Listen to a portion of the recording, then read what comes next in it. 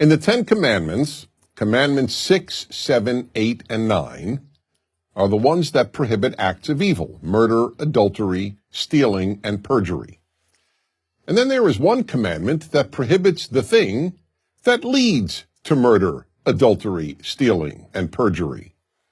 Which one is it? It's the last of the 10. Do not covet anything that belongs to others, not their spouse, their house, their servants, their animals, or any of their property.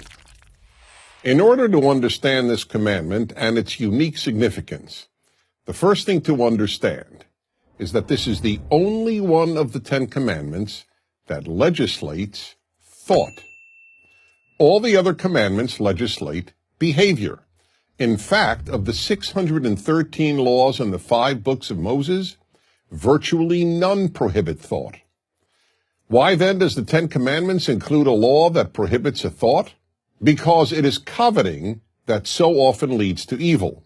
Or, to put it another way, coveting is what leads to violating the preceding 4 commandments, the ones against murder, adultery, stealing, and perjury.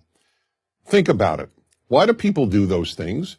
In most instances, it's because they covet something that belongs to another person. Obviously, that is the reason people steal. Thieves covet their victims' property. But it is also the reason for many murders, and coveting is obviously the reason for adultery, wanting the spouse of another person. As for perjury, or bearing false witness in the language of the 10 Commandments, that is done in order to cover up all these other crimes that are caused by coveting.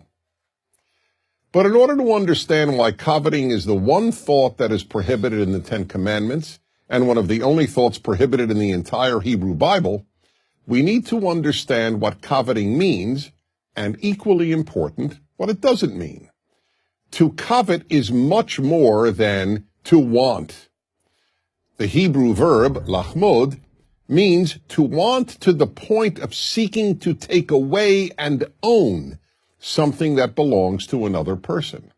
Note that there are 2 operative elements here: seeking to own and belongs to another person. Seeking to own does not mean just envying, or in the case of your neighbor's spouse, just lusting after. Neither envy nor lust is prohibited in the 10 Commandments. Uncontrolled envy and lust can surely lead to bad things, and they can both be psychologically and emotionally destructive. But neither one is prohibited in the 10 Commandments. Why? Because neither is the same as coveting. It is coveting that almost inevitably leads to stealing, to adultery, and sometimes even to murder. Let me explain this in another way. The 10th commandment does not prohibit you from saying, "Wow, what a great house or car or spouse my neighbor has. I wish I had such a house or car or spouse." That may end up being destructive, but it may also end up being constructive. How? It may spur you to work harder and improve your life so that you can obtain a house or car or spouse like your neighbors.